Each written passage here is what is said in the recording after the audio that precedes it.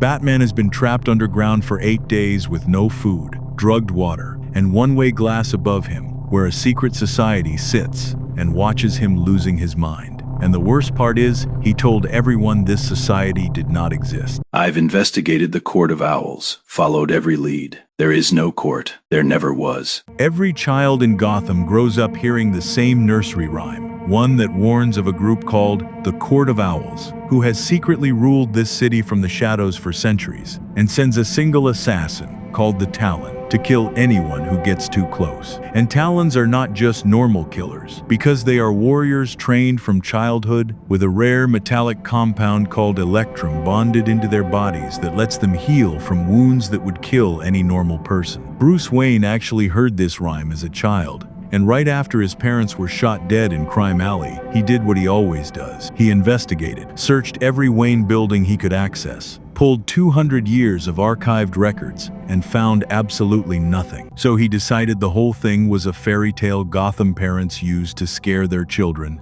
and never thought about it again. Years later, Bruce is the most powerful man in Gotham. He stands at a podium, announcing Project Icarus, a plan to tear down Gotham and rebuild it completely from the ground up. The crowd believes him. But after the event, a mayoral candidate named Lincoln March pulls him aside. He tells Bruce the Court of Owls is real, that they came to his home, warned him to drop out of the election or face consequences. Bruce listens, but he does not believe him. They are real, Bruce. They came to my home and told me to step down. There is nothing we do that they don't already know. So Batman pulls Wayne property records going back 200 years. What he finds makes him go completely still. Every major Wayne building has hidden sealed rooms and corridors that appear on no official blueprint anywhere, and someone has been quietly maintaining them for a very long time. Then, one day, on a Gotham rooftop, a figure drops from the dark above him. Gray costume, fingers ending in sharp claws. It attacks with a precision he has never encountered before. But the detail that changes everything. This Talon is not here for Batman. He is here for Bruce Wayne, which means the court already knows who is under the mask. Batman barely gets off that rooftop alive. After that day, Batman goes deep into the old Wayne Tower sublevels and finds a sealed room.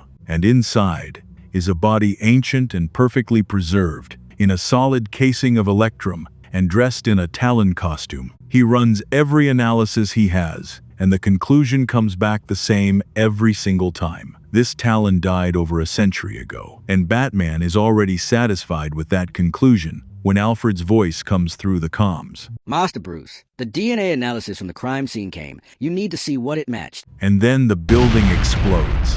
Batman pulls himself out of the wreckage, gets back to the cave, and the moment he can stand straight, he goes right back to work. Because now he has a DNA match he has not looked at yet, a building someone just bombed while he was inside it, and a fairy tale that is starting to feel less like a fairy tale with every passing hour. A few nights later, Batman goes to a sub-level corridor beneath old Wayne property, and then the ground drops from under him. He falls hard and lands somewhere that does not exist on any map. The walls are marble. The corridors stretch in every direction with no visible end. Batman is standing inside the Court of Owls labyrinth. He starts marking walls, mapping every corridor, telling himself he has been in worse situations. But then, the days start going by. There is no food anywhere. The only water comes from pipes in the walls is drugged, but he drinks it anyway, because dehydration will kill him faster. Slowly, his muscles weaken, and his vision starts to distort. Then, he looks up. Court of Owls members are sitting behind one-way glass, built directly into the labyrinth walls, watching him at timed intervals like a science experiment. They are not nervous or tense. They are genuinely entertained.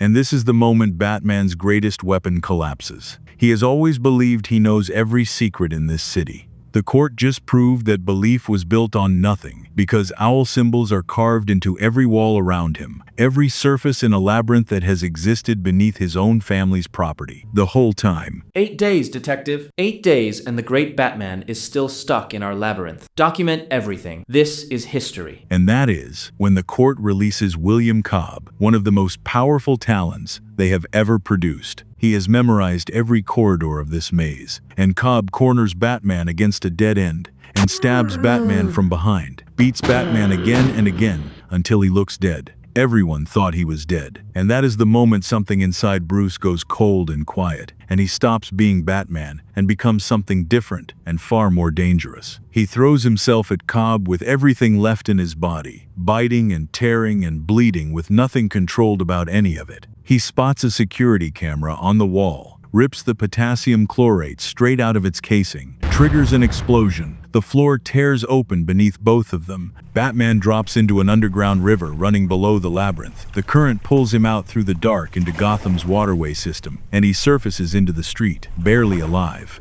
A girl named Harper Rowe finds him barely conscious in the street and gets him back on his feet. And before Harper can say anything to Batman, he goes to the cave alone and tells Alfred about the Court of Owls. And after he rests, he runs William Cobb's DNA through the system, because something about that fight felt too personal and too precise to ignore. And the results from the DNA stop him completely, because Cobb is Dick Grayson's great-grandfather, and the Court of Owls has been selecting and grooming specific bloodlines for generations, watching Gotham's circus and acrobat families and identifying their most promising young children to train as Talons, and Dick Grayson was next in that line. And if Bruce had not taken Dick with him the night his parents died in a trapeze accident, the court would have taken him and turned him into an assassin. Nightwing is standing right there when Bruce reads it. And Bruce does not explain anything first. He just punches Dick on his face to break his teeth. Because if Cobb's Electrum had passed down that bloodline the way the court intended,